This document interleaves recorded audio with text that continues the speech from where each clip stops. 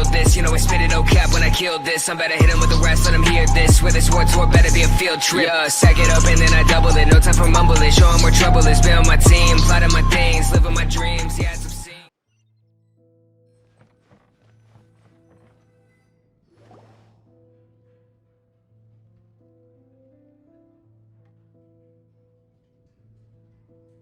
Tell me, Stan. Tell me, what should I do? Huh? Why does he keep repeating his own name? Surely not. Even I've never heard tell of a second Stanley. Oh, Stanley. It should have been me. I should have been the one that died in the Melchivari that day. Why won't your spirit come and stop me from using your name? Why, Stanley? Why? If only you hadn't had to save a rookie like me, you would have never died in that windless corner of the world. You were a renowned adventurer, destined to become a legend one day. But now, that'll never happen, because your life was cut short, and all because of a worthless tag-along. Does anyone get what's going on here? I think our friend really did make it to the Mirjavari. And I think the tragedy he encountered there was real too. But the real adventurer, the real Stanley, that was his partner, not him. The real Stanley is the one who died to save our Stanley. Wait, so the only reason our Stanley is called Stanley in the first place is because he stole the other Stanley's name? I fear that may be the case. Stanley, for so many years I've lived in fear. Fear that Mondstadt will forget all about you. So I tell your adventure stories at every opportunity. Mondstadt must remember. Stanley reached the center of the Madrivari. He's the greatest adventurer there ever was, and he lives on. Stanley will never die, because I am Stanley. I am Stanley. I'm sorry, Stanley. Getting too old. Now, are you guys planning on eavesdropping much longer? Yikes! We're busted!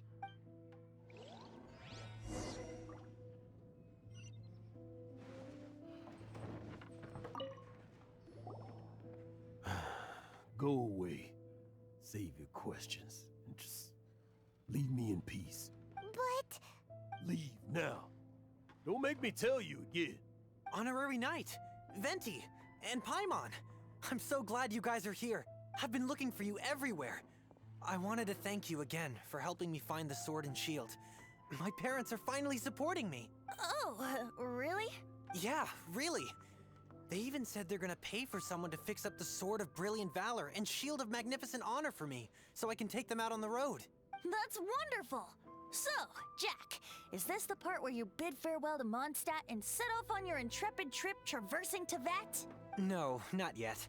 I still don't have what it takes to go too far from home just yet.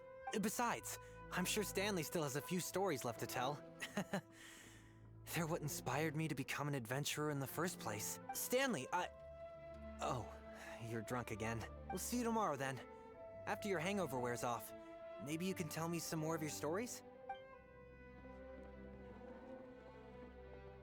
Stanley's really fond of that kid, don't you think? Jack. Jack. Jack left. Oh, I see. Well, thank you for not telling him about my secret. Huh? All of a sudden you're facing the facts? That isn't like you. Just now, I couldn't bear to look at him. His adventurous spirit is so pure, unblemished. Just a weary old feckless fraud. But that kid is a brand new shining star, full of potential. I cannot allow his dreams to be crushed. You're not a total fraud. Stanley's adventure stories and experiences. They're all true, aren't they? Stories? Experiences? What's the point of them anymore? To be honest, my memories of adventuring and of Stanley, they're hazy these days. That's my biggest secret of all. And my biggest fear. All these years, I've been living to tell his story. But his personality and the details of his life, I don't remember them clearly anymore. But the one thing I can never forget is that he died in a windless land, where his spirit can never be recovered. Exactly. Even in his memory, the real Stanley isn't the living, breathing friend he knew at all. Instead, he's become fixed on the image of him as that battle-scarred warrior. And that image has held him captive his entire life. I'm too old. I never let go. But still, so much has slipped away. I'm completely and utterly worthless. No adventurer should have to go that way. No adventurer ever. Hans Archibald. My true name? How did you know?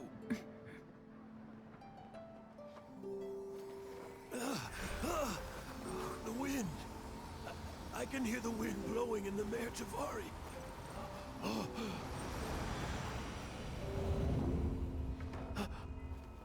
I always believed you existed. Will you hand me your old friend's spirit?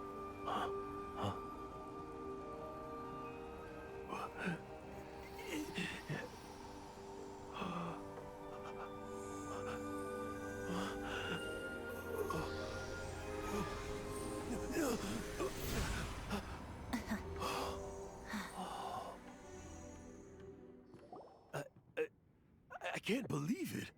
Thank you all. And thank you, Lord Barbados. I'm sorry. It's gonna take me some time to calm back down, but I think that I'm gonna be okay.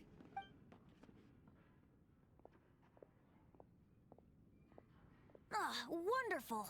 Stanley reconnected with his true self and Jack can finally go his own way. This calls for a celebration. And by celebration, I do, of course, mean libation. And by libation, you mean you're not leaving this tavern till you're too drunk to walk, right? No, the wine here's too expensive. Jack still owes me some wine, though. He promised me a rare vintage in exchange for helping him out, remember? I'll head off to fetch the wine. See you shortly. Let's meet at the usual place. Huh? Where's that supposed to be? Why has Paimon never heard of it? Hey, Tone Deaf Bard!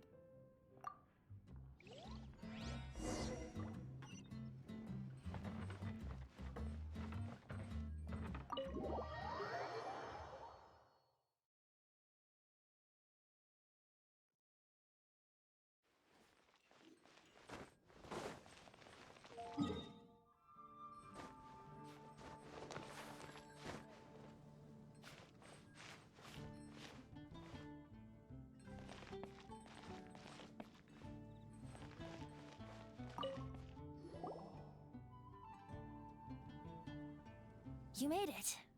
Finally. Just tell us where you meet next time, okay?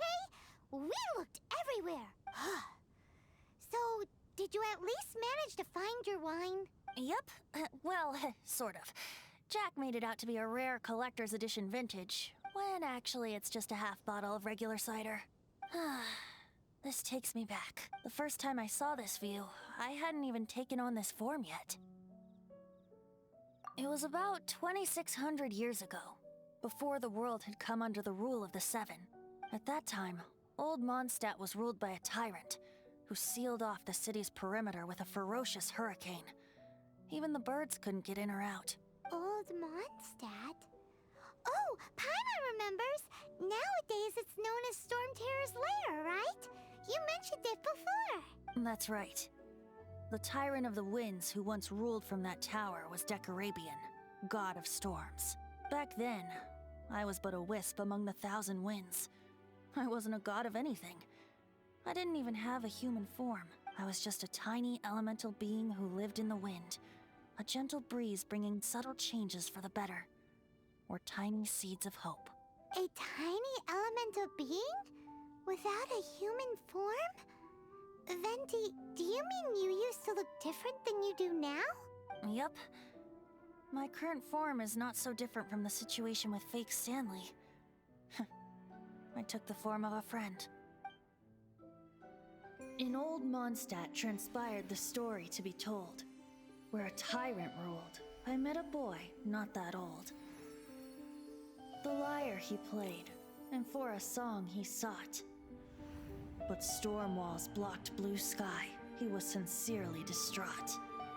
I do so wish to see the birds in flight, said he, his strong eyes filling with light.